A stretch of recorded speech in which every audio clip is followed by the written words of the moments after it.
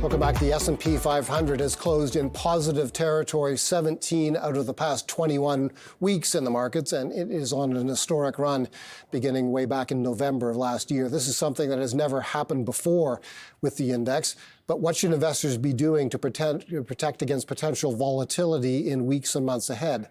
James Callahan is portfolio manager at Barometer Capital Management, and we're going to talk about that subject right now. Thank you for coming in. Great. Thank you, Paul. What kind of tools and strategies are you employing right now to protect against the potential for volatility as investors have watched these markets cruise upward for a while now? Absolutely, and volatility definitely gets a bad rap. There are some negative connotations to the word, but really it's not all bad. I think everyone who's invested in public markets has had a day where their favorite stock's down 20%, it really stings. But hopefully, they've had a day where their favorite stock's up 20%, they feel like a genius. Mm-hmm. Those are both aspects of volatility. That's one of your messages. That I think volatility is often taken as shorthand for big market declines. But your point is that it's not really that. It's volatility, by definition, includes upward moves as well. Of course, and through our lens, it's not something to be scared of, it's something to solve for. And it's an aspect of portfolio construction. If I can give away an aspect of the secret sauce of our investment strategy, the secret to managing volatility is to have a disciplined sell process, something that removes emotion from the equation totally. Every day we look through our positions, and we have predetermined exit points that remove emotion entirely. It's protected our clients' capital countless times. That would be the best recommendation that I could make. Where have you been trimming recently, and have you been trimming tech exposure? We have. So, we still really like U.S. tech. The holdings that we still have there are fantastic, and there's some of the staples I'm sure that we've talked about before. But on a position-by-position basis, we've reduced tech exposure as the years progressed because the market's broadened down in such a healthy manner. Mm-hmm. Things really feel good right now. The sun is shining, so we're trying to make some hay. Where there's underperformance in tech, we've cut those positions, and we've had ample areas to deploy them elsewhere. We're deploying into sectors like materials, industrials, and financials. It's been a nice broadening out, so we feel quite good. Do you use hedging vehicles, or do you go short at all as a way to manage volatility as well? We have some strategies that can short, but primarily we focus on the long side. We're trying to own good companies getting better, and that's what works for us, is to get exposure on the long side. Okay, you like industrials as well, and one stock you like there is Crane. Yeah, absolutely. So, the industrial sector exposure, I think as we look out over the next few months, more and more we're going to be thinking about the consequences of the coming U.S. election.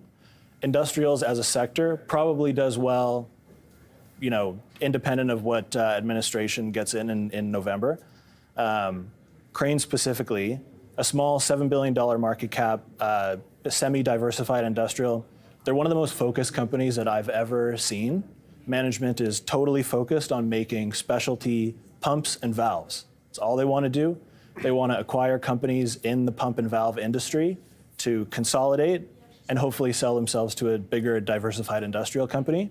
They have a net debt target. If they can't hit it through M&A, they're going to take on some debt and return capital to shareholders. So it's a completely clean story. We really like it. We think it does well independent of the administration in the fall because it does have a domestic U.S. focus, and they produce in the U.S. You've also been adding exposure in the financial sector. That's interesting. We just had an interview with an analyst who quite often is a contrarian. He has a grand total of 0 buys on the big Canadian bank stocks. Have you been adding exposure to Canadian banks? We've had Canadian bank exposure for some time, really since midway through last year. So we really like our positions in BMO Royal, BMO and Royal primarily. What about U.S. banks? U.S. banks we really like. We've owned J.P. Morgan for a number of years now consecutively, which is rare for us, but that's great. One position that we've been adding to recently in the U.S. banks has been Citi. So Citi is in the middle of a turnaround. They're a couple years into the turnaround now, but it seems like they're finally gaining some traction. So they're trimming non-productive assets. They're focusing on building their wealth management business, which has been a great earnings driver for some other large cap U.S. banks. They trade cheap at 0.6 times price to book.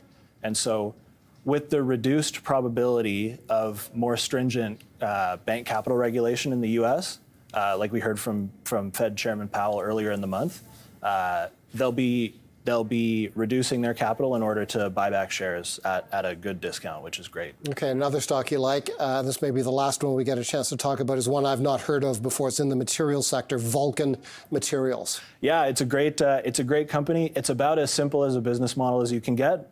Vulcan seeks to buy and operate quarries around the US, and they crush rock for use in construction, both residential and in road construction. So the aggregate space in general in the US is interesting right now because it is levered to US construction. The home builders have been going parabolic, and that's been a great trade, as have these aggregates names. For the first time in their history, they have a good, compelling price story behind them. These companies are simple to run. They send a letter out on January 1st and say, this is what pricing is for the entire year. Through COVID, they started to realize that maybe they should be taking price intra-year. So they've started to do that. And their customers generally price on cost plus, so they're relatively price insensitive. For a residential construction project, aggregates represents 2% of total project cost, for road 10%. So there's plenty of room for them to take price without it affecting outcomes.